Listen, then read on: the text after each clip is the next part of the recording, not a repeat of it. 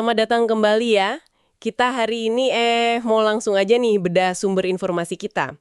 Ada transkrip diskusi yang cukup dalam nih ngebahas soal gelombang protes kenaikan PBB di banyak daerah. Fokusnya sih ke ketegangan antara katakanlah ambisi pusat sama kondisi keuangan daerah yang lagi sulit. Ini kan yang bikin ada demo-demo kayak di Bone sampai ricuh, terus di Pati juga ada rencana aksi lagi. Oke, jadi apa nih yang bakal kita kupas bareng? Gimana nyambungnya protes PBB ini sama dana transfer pusat yang katanya turun, terus program gede kayak makan bergizi gratis atau MBG, sampai ke ini agak serius, potensi risiko politik buat pemerintahan Prabowo. Yuk kita lihat bareng-bareng temuan pentingnya dan kenapa ini relevan buat Anda simak. Oke, kita mulai dari lapangan dulu ya. Sumber ini ngasih gambaran cukup jelas nih. Penolakan kenaikan PBB ini kayaknya di mana-mana ya. Di Bone, Sulawesi Selatan itu situasinya sampai panas. Ada ricuh antara aparat sama massa. Massanya ini gabungan mahasiswa sama warga. Mereka nolak kenaikan PBB yang katanya gila juga ya, sampai 300%. Wow, 300%. Iya, terus di Pati, Jawa Tengah, itu abis jeda 17-an kemarin, massa katanya mau turun lagi. Tuntutannya malah udah sampai ke pemaksulan bupati segala loh. Nah, ini dia. Yang digarisbawahi di analisis ini tuh akar masalahnya gitu. Disebutkan di sana, banyak PMD itu ya terpaksa naikin PBB. Kenapa? Karena transfer keuangan dari pusat, TKD itu dana perimbangan lah ya, jumlahnya turun cukup drastis. Oh, TKD-nya turun ya? Iya. Kenapa turun? Ada indikasi nih kebutuhan dananya dialihkan buat program-program prioritas pemerintah pusat yang sekarang. Fokusnya mungkin beda ya sama era sebelumnya yang banyak ke infrastruktur gitu. Nah, daerah jadi serba salah kan? Sumber pendapatan asli mereka kan umumnya terbatas ya. Paling gede ya dari PBB sama pajak kendaraan, itu aja. Gitu ya. Berarti kalau nyalahin kepala daerahnya aja mungkin kurang pas juga dong ya. Mereka kan juga punya janji kampanye, butuh dana juga buat bangun daerah. Tapi sumber dana utama dari pusat malah tipis. Gitu ya kira-kira gambarannya. Betul, poin itu emang ditekankan di materi ini. Ada kritik juga ke narasi pemerintah pusat yang kayaknya cenderung nolak gitu. Hubungan langsung antara penurunan TKD sama kenaikan PBB di daerah.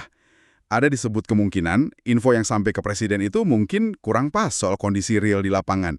Seolah-olah kayak, baik-baik aja semua. Padahal enggak ya. Padahal ya tekanan fiskal di daerah itu nyata banget. Makanya ada saran juga di diskusi ini, supaya presiden mungkin dengerin juga masukan dari pihak independen. Dan ya jangan anti kritik lah gitu. Menarik, menarik. Nah, ngomongin soal tekanan anggaran ini, sumbernya juga nyinggung soal program makan bergizi gratis, MBG. Angkanya kan, fantastis banget ya. Proyeksi 2026 itu disebut 335 triliun. Gede banget itu. Iya, gede banget. Tapi, nah ini dia catatannya. Penyerapan di 2025 sampai Agustus kemarin, ini menurut data yang dikutip ya, itu masih rendah banget. Sekitar 8,2 sampai 10,3 triliun aja. Padahal alokasinya kan 171 triliun. Loh, jauh banget ya. Itu kan jadi pertanyaan soal skala prioritas dong ya. Betul. Dan kalau kita sambungin ke gambaran besarnya, dana segitu gede, tapi penyerapannya rendah, artinya kan ada potensi dana yang idle gitu ya, nggak kepake optimal. Nah, materi ini ngulas kemungkinan dana itu bisa dialihkan buat kebutuhan lain yang lebih mendesak. Termasuk ya mungkin buat bantu anggaran daerah yang lagi megap-megap tadi. Masuk akal juga sih. Ada juga usulan lain, misalnya MBG difokusin aja ke daerah 3T yang terluar, terpencil, tertinggal itu. Terus muncul juga pertanyaan soal kualitas pelaksanaannya di lapangan. Bahkan sempat disinggung ada kasus keracunan segala. Ada juga pandangan lain yang diulas, dana segede itu mungkin lebih bagus kalau dipakai buat investasi, ciptain lapangan kerja padat karya gitu. Oke. Terus ada sisi politiknya juga nih yang diangkat. Tadi di Pak Kunciti tuntutannya kan udah sampai pemaksulannya. Terus mereka bikin posko khusus segala. Ya. Nah, sumber ini ngutip analisis dari Pak Gatot Nurmantio, mantan Panglima TNI itu, soal potensi adanya sabotase struktural. Maksudnya, kemungkinan ada pelemahan dari dalam kabinet sendiri gitu. Dan gimana kondisi keresahan sosial ini yang diibaratkan kayak jerami kering bisa dimanfaatin pihak tertentu. Buat apa? Ya buat goyang stabilitas pemerintahan Pak Prabowo. Wah, ini dalam juga ya analisisnya. Iya, ini emang memunculkan pertanyaan krusial yang dibahas di sumber itu. Sejauh mana sih pemerintah pusat sadar sama potensi eskalasi dari gejolak PBB ini? Itu pertanyaan besarnya. Tapi di sisi lain, emang ada contoh yang beda juga sih, kayak di Banyuwangi sama Jombang. Menurut ulasan ini, di sana bupatinya cepet tanggap, langsung negasin nggak ada kenaikan PBB.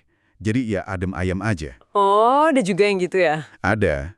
Ini nunjukin kalau respons kepala daerah itu penting, tapi ya tetap aja, itu nggak ngilangin akar masalah soal keterbatasan fiskal tadi, yang sumbernya dari kebijakan pusat juga. Terus, peristiwa di Bone itu, yang katanya melibatkan kerabat Menteri Pertanian, nah itu nambah lagi kompleksitasnya. Makin rumit. Oke, jadi kesimpulannya apa nih buat Anda yang dengerin? Jelas ya, protes PBB ini bukan sekedar soal pajak lokal biasa.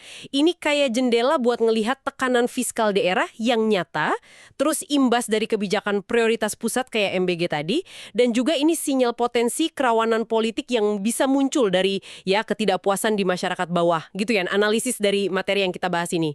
Iya, betul. Mungkin sebagai pemikiran penutup aja buat Anda renungkan ya.